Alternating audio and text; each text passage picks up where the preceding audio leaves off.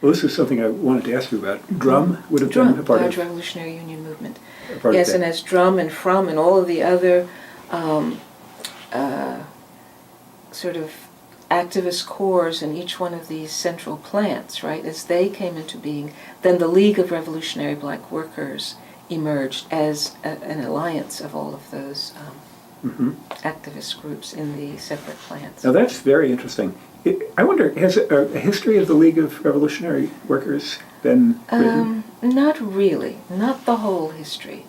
There have been some sort of partial histories. I'm trying to, oh golly, I should have thought of all these things in advance. There's a film called Finally Got the News, which documents the birth of the League and the early work inside the plants, right? Mm-hmm.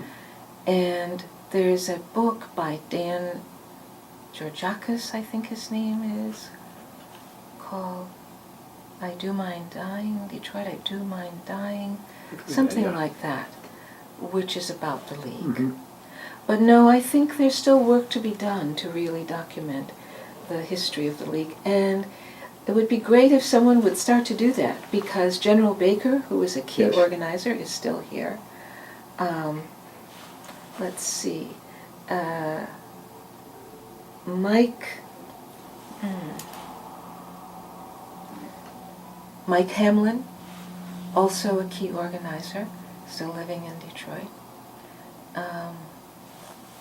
These are two important leaders and activists of the League. Mm-hmm. And if somebody were going to do that book, that's really sort of a definitive study of the League. Here's kind of a curious thing. Mm-hmm. The very first of the interviews I did was with Chuck Tilley, and that Okay. was at the time of commencement. Okay. But almost before we began, we were sitting talking, and I had just been so impressed by the photo exhibit that Bruce Pietrkowski put together, Yes. and the homage to General Baker and others. Mm-hmm. And I mentioned it to Chuck Tilley, and he instantly said, well, there's a great archive. I think he said in Ohio. I still have it on tape, though it didn't Okay. wind up in the An full archive? video. An An archive of materials. As I understood it, it was from Drum. I had mentioned Drum. He said, there is this great archive, and so has been working on it. But I was really just so impressed with Charles Tilley in so many ways, but in this way in particular, That he collective wrote action is of interest to him, and he was right there. Right, exactly. I don't know who that would be in Ohio. I'll check Okay. the early part of the tape. All right. It's not in the version that I have posted, but Okay. I will go back and check. All right. That's He didn't fascinating. mention Max Stanford. I don't Was remember that the name. Okay, all right. Well, maybe Max had been doing some work. That's I find that that time just really fascinating. Partly the photography I find really powerful. The photograph that was in what was Bruce's exhibition called Motor City Voices. Motor City Voices. And there was some just fabulous photography from plants and African American workers, and just really expressing. From the time of the League? I didn't Yeah. see the exhibit, so there are photographs from the League and Drum and from... Yeah, Okay, a small number of photos, Okay. but a couple of them are just really, really powerful.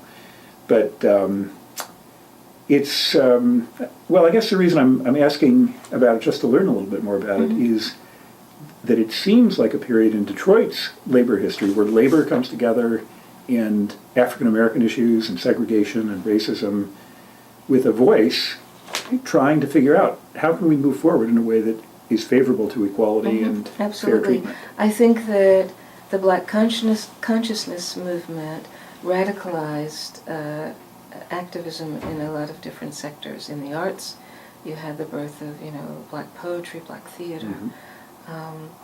In labor, you had young workers who were no longer willing to accept the sort of neutralizing effect of the UAW in the plants. They were outraged by the level of danger, the inequality in opportunities for advancement, the kind of policing of black workers that went on. There were so many issues in the plant that these young workers were not willing to go on tolerating, and they were highly critical of the UAW's stance, which was to sort of mollify the workers and stay on good terms with the UAW, with the corporations. So I think this black consciousness really compelled a more radical stance within labor. And though it didn't seem immediately to have victories, in the long run it did. Now I know young people who have positions in UAW, young people who have positions in the plant, which would have been impossible, blacks, African Americans, which would have been impossible without that sort of push through that the League made, Drum and Elrum and all of those organizations. Yeah, but I think you can see it as part of one big movement that was happening in the 60s. But that's a really important point, because it's what it's kind of saying is that the struggle within the African American community to create the basis for racial justice created ideas and theories about that mobilization radicalized a and lot of expectations. sectors. Exactly. Absolutely. And certainly that's true for the women's movement, for other communities of color that sort of came in the tracks of the black consciousness movement, the Puerto Rican movement, Mexican or Chicano movement, so even Asian American movement. I think they saw the paths opened by the black struggle. And I also like to point out that what we were engaged in here was really a reflection of what was going on around the world in terms of, third world movements everywhere. People coming out of their colonial bonds and demanding independence, demanding their own way. And we were doing the same thing here. And there's a kind of a little bit of social theory that is that this contributes to, but it's the idea that people can't really demand things that they haven't thought through that they need and can be a part of their story. Absolutely. And so I think the story that you've been telling me, coming from from Lowndes County all the way up to Detroit. Obviously, people think through these things, right?